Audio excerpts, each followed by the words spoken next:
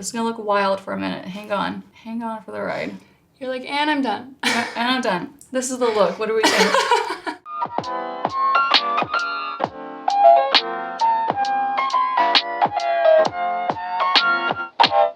Someone asked for you to describe the difference between contouring and bronzing. Also. Okay, so contouring is very different, especially nowadays. I feel like there's such a blurred line between the two. And I do it too. Like I will use a bronzer as long as it's not super warm, like leaning on the orange side. Yeah. For example, I will use one product to bronze and contour my skin at the same time. Yeah. But technically speaking, contour should be a cool tone. It should mimic a shadow. That's what you're doing. You're minimizing and you're pushing back areas of your face that you want to appear less of. It's like wearing a black dress. Yeah. It's all about the light and the dark. Exactly. Yeah. So the biggest thing you want to do is for your skin tone, look for an appropriate, more cool tone product. Yeah. And that's gonna be your sculpting product. Yeah. Now for me, you could contour after you bronze, but I think the best order is to do a little bit of contouring and then layer your bronzers on top. I agree. How do you start? If I contour, I'll do contour first. Yeah. And then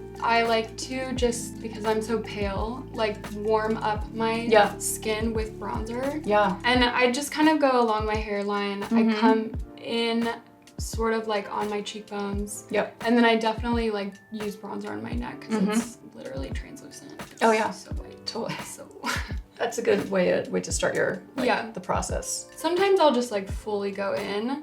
If that's what I'm gonna do, I'll do that. But I used to have such a hard time with bronzer because it was so orange. Yeah. And the undertones and it's hard for you because you're fair. Yeah. And so it goes orange so fast. Yeah, for sure. I mean, I can pretty much wear any bronzer. Oh. I'm very lucky in that regard. But See? I can see how, just for me, working on people that are more fair in their complexion, it's hard to find a good bronzer that doesn't pull super orange on them. Yeah. You know, you need to look for neutral tone bronzers. Yeah. This is something I learned last summer actually when I was getting... Actually, speaking of, put some bronzer on. Yeah. When I was getting spray tanned, for the first time, someone was like, do you do a purple or a green undertone? Because even spray tans get so orange. And I was like, oh, no, you're completely right. And we had just developed these bronzers, so they also have those undertones in them so that they don't go orangey. I always start my forehead. This is a personal preference. I have a big forehead. I don't usually contour my forehead, just to be totally honest. I'm not a contour person. I don't want to minimize my face. I actually like it to look more full, but personal preference, like anything with makeup. Yeah. Makeup is so personal. For me, I like to warm up my forehead and give it that golden, sun-kissed look. Also, at the same time, if you're putting bronzer on your forehead, it's gonna, no matter what, make you look like it's a little bit smaller. Yeah. It's kind of I'm getting the best of it's a win-win. both worlds. But if I was to if I truly want to set out to make let's just say my forehead smaller, I'd start with a cool tone product. I'd start with a cool tone cream and I would just run it along the top corners of my forehead, right here. Oh yeah. And I'd blend it as close to my hairline as possible, push it into my hairline. And then I'd layer that bronzer right on top. I like contouring a little bit my cheekbones. And then I love contouring my eyes. Do you want to do some precision contouring on our cheek? I do. Okay. I'm so glad you asked. Good. I'm so glad you said yes. I love these. I put every single one in my makeup kit. And I use them professionally, probably every single day, but I also use them on myself every single day. That makes me They're cry. so good. They're so creamy, but they have a waxiness to them, so they actually stay put on your skin, which is something that's very appreciated to me. Without being too tacky or dry. So I have big cheeks. Yes, you do. I have very big, prominent cheeks that take over my face. So if I want to do a little precision contouring, I would bring out this little hollow right here. So my face, my cheeks naturally have a little dip down from my cheekbone. Oh yeah. One easy tip if you are not sure how to find your cheekbone in order to contour it. If you find the hollow of your cheek, you just push your finger in. You're gonna find that little happy place where your cheekbone's here, but then right underneath, it's a little socket basically. Oh yeah. Do you feel it? Yeah. So this is exactly where you want to contour because that's gonna bring out your shadow. I've never. So you can actually, if you go up and down, do you feel that? Oh yeah. That's, I know. Whoa. Yeah, it's kind of weird, right? So that is where you want to contour. So right here. So I just popped a big fingerprint there. Yeah, me too. So now we have a guide. Oh, no. No, it's really easy because you would take that sculpting shade and you can see this almost it looks great on my skin. Yeah. So it's gonna further enhance the shadow and create that chiseled cheek look. So I'm gonna take a small brush, and this is the area where you just don't want to use a big brush. If you use a big brush, you're gonna have no control and you're gonna end up having like gray contour like spread way out in your face. So I like to just start in a pressing motion first, and you like push it into that little socket of your cheek. That socket is key. Yeah, this is how you like find out where to contour. So look how much more like chiseled. Oh yeah. Like cut my Was that it? full cheek is. And once you like know where that line is and like where that socket is, you don't forget it. So it's not like you'd have to do this every single day. You're like, where's my socket? Yeah, like once you know, you just know. This is where you don't want to like buff, like overly aggressively buff back and forth, because you're just gonna buff it right off your face. And then what's the point? So now that's pushed in, then I would go in with my bronzer and like a much more fluffy brush and just like fully saturate the brush, tap off the excess. And then this is where you want to add your warmth. So think like the high point, you know? Yeah. Like you're gonna layer it right on top, but think like the highest point of your face and your cheek, because that's where the sun would hit it anyway. Right. And that's where you would get like golden and bronzed. And it brightens eyes too, I think. Mm-hmm. How's my cut? Did I get it? Yeah. You did the side, right? Yeah. Wow, it looks great. Sculpted. You know, it's not fair because you already started out sculpted. Okay, well, You know, it's not fair. I'm like trying to catch up with like the sculptedness that is you over here. Okay, so that is like how I would layer contouring and then bronzing on top. And then with whatever's left over, I'm not like a big makeup on the neck fan, but I'd still bring along the sides of my neck. yeah. I like on the sides too, and I like doing back here. Oh, that's a great spot, especially if your hair is up. Yeah. It gives you like that very like model type neck look. Yeah, exactly. I also like to just, whatever's left over, like blend into my very white You should definitely blend your ear. ears. Yeah. Like I'm saying in general, especially if you're wearing your hair up, don't leave out your ears, because like if they're like more red, if they're a different color, you will just notice it right away. So before we do blush, this is where I would actually go in and set my under eyes, Oh, okay, great. because you want it to be like a smooth transition when your blush goes on top. I'm gonna go with the powder. I like to do a powder puff, but before we do that, I'm gonna go back to my concealer brush that I used. And since we talked and we laughed, I have a heavy amount of creasing that I'm just gonna buff out, so that way I'm not gonna set that crease into my eye. I'm just gonna keep going and set the rest of my face. I'm a very oily girl, and I like to set my T-zone and like properly press my powder in. This powder is so smoothing. I just love how it makes my skin look super airbrushed. It's like instantly blurry. Yeah. Oh, I love Instantly. it. This is one of my favorite products. Have you ever used this brush to get like around your nose with powder? No. Can I show you? Yeah. Okay. Ooh, I like this. So if you take like a smaller brush, you know how like you're using like that big brush to powder your face? That's totally fine, but when you get around like this area where it's hard to reach like these little crevices of your face, if you switch to a smaller brush, and you can like press it and like get around. Shall we blush? Yes. Oh, I love this one. Celestial Rose. Oh yeah. I feel like that's your color. Really? Yeah, I feel like that's like such a Carrie color. Let's do it. You should I do that usually one. do that. Ooh! New Moon. Should I do New Moon? Yeah. Okay. You know what I like to do actually is mix Cosmic with like, as like a topper. Oh yeah, I love mixing blush. I think you should put Cosmic on top of that. Okay. We'll both put Cosmic on top. Okay. Blush right now is kind of having like a moment because there's so many different placements for blush. I like a really editorial blush look. Like I like blush to be here and Oh here. yeah. Oh my Like, god, like 80s style. One of my favorites. Yeah, it's so pretty. It's It just like like- warms up your whole complexion. Yeah, and when I started putting blush on my brow bone, like it just rounds everything out Yeah. and also brightens my eyes. And so I go pretty high with blush. Same. Blush is super personal. Everything with makeup is super personal, but there's definitely like more flattering ways to wear blush. Like this doesn't apply for everyone, but I think a really good tip is if you have like a heavier cheek, like I have a more prominent cheek. They're like the biggest part of my face. I don't have a flat cheek. Some people have more flat cheeks where you want to actually like make that area appear bigger and rounder. Yeah. So your blush placement would be a little bit lower.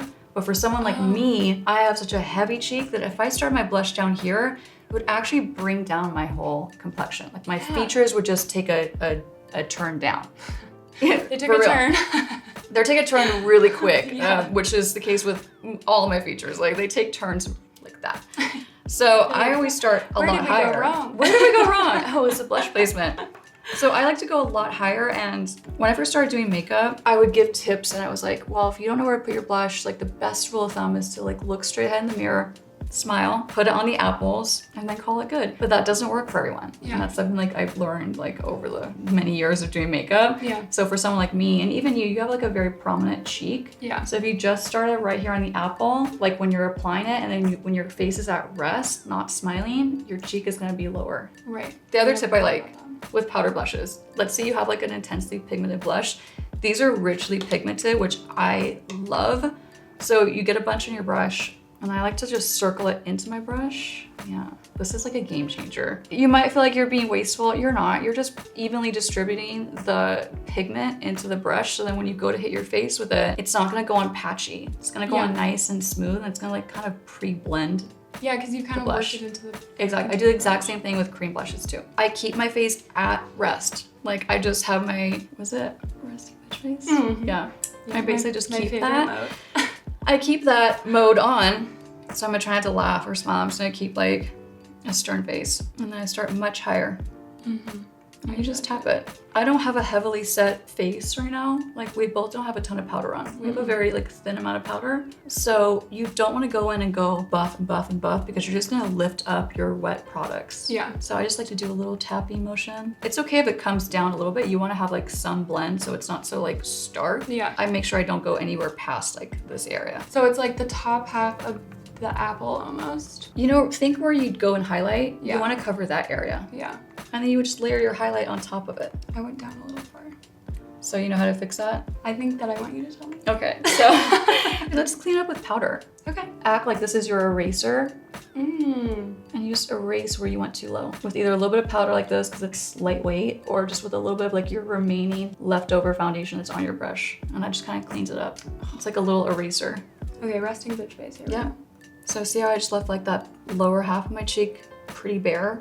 Yeah. When I focus it instead higher up, it's giving me like a Bella Hadid vibe, Love which I don't have naturally. But my favorite thing for myself, like you know how you put blush on your brow bone? I skip that on myself typically, and instead I take whatever's left over and I sweep it across my nose, and this just brings some like really pretty, healthy, extra warmth to the center of my face. Yeah. So now I'm gonna dip into Cosmic. I love layering Cosmic on top of deeper blushes. It just adds like that element of like happy brightness. I'm obsessed with this shade. It's actually not too cool or too white. No, it's But like it's a very nice, pretty, Bright pink. bright neutral. Have you used these yet to line your lips? Because they're like Very my favorite thing on earth. Briefly. I actually feel like you were the one who did that first, and I was like, Oh, really? That was like the first thing. I got these and I'm like, it spoke to me. It was like, put this on your lip. like, And I never went back. I love them. I'm so low on mine because of that. How do you choose a shade for lining or lip contouring? So I don't like to think of this as like contouring for the lip because that's slimming. Oh, More so like, duh. but what you do want to do is like create more of a shadow and like this optical illusion of having more depth. So what you'd want to do is create like even more depth right here. So like Yeah. we have a natural shadow from just our bottom lip protruding. Like you can see it right there, right? So if you take a blending brush, like a pencil blending brush, lightly blend it out. This is like an old school Kevin Aquan trick. Love him. Slash Scott Barnes, because Scott Barnes also is like a big advocate of this technique. This is what he did on JLo forever. That gives me like the illusion of having like a very big protruding bottom lip. So like right here is like where you want to tuck it. Here. Yeah, and you could start out too by like applying it with a brush. There's kind of a socket there too. Yeah, there's all kinds of nooks and crannies on our face. So I also like to do in between my cupid's bow and create that same like optical illusion. Now some people, I will say, some people really strongly dislike it when I do this technique online. So it's either for you or it's not. If it's not for you, don't worry about it. Just don't do it, you know? Just take it or leave it. But I personally love it. It's something I've done for ages on my client just to like create that like Oh, I see. illusion. Oh, I know exactly where to put it. Yeah, right in that little nook. Like here. And this is something you'd want to do if you're not going to enhance your cupid's bow. If you're going to enhance your cupid's bow, you can do a little bit of this. This does tend to take away that sharpness of like your cupid's bow. And this is where it's super personal too, like super. I do not like how I look when I enhance my Cupid's bow. I think I look very unapproachable. Same, I don't do that either. Really? Mm-hmm. Good, okay, I'm glad like I found someone who does the same thing. It's too sharp for me. Like I want my lips to look soft, rounder, more round. Exactly, no, I totally agree. The next thing you want to do is you can go in with like a more warm tone. So that's like our cool tone contouring slash enhancing the shadows to make our lips look bigger. Yeah. It's not like quite contouring. It's like just optical illusion. Yeah. It's an illusion. It's an illusion. Okay, so the other thing I like to do is take like more of a neutral leaning warm tone and then line my lips with that. So Sonar is really nice for that. It's not super dark, so it's gonna look really natural.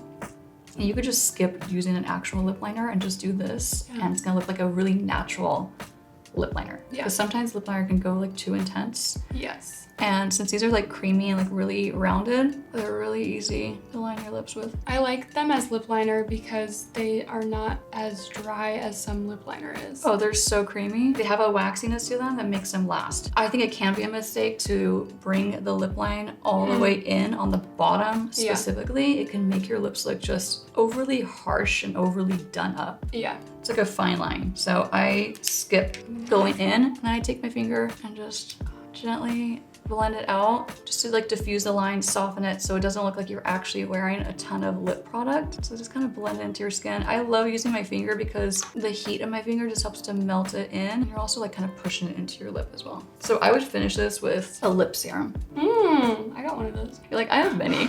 I would do that too. Your lips look so good. I'm glad we did this because I've been trying to do this. Yeah. But I just never like chose the right shades. Yeah. Or did too much. You know? Yeah. If you ever make a mistake and let's say you go too heavy like down this area where you want to have like a lift, you don't want your lips to appear like downward, you take like a small amount of concealer and you just clean this area up and it gives your lip a natural little lifted effect. So don't be afraid, like you can just like clean up anything to top this lip because you wouldn't want to leave this probably not. as is because it's too like detectable. Yeah. You know, so I would top it with either like a tinted serum like this. I love this so much. These are in my makeup kit. These are like my favorite thing to pull out when I'm doing a no makeup look because it gives the lips like warmth and like a healthy look to them and like gives them like some extra color, but it's so natural. Yeah. You know, but I don't push things to the edge because they're gonna go up there anyway.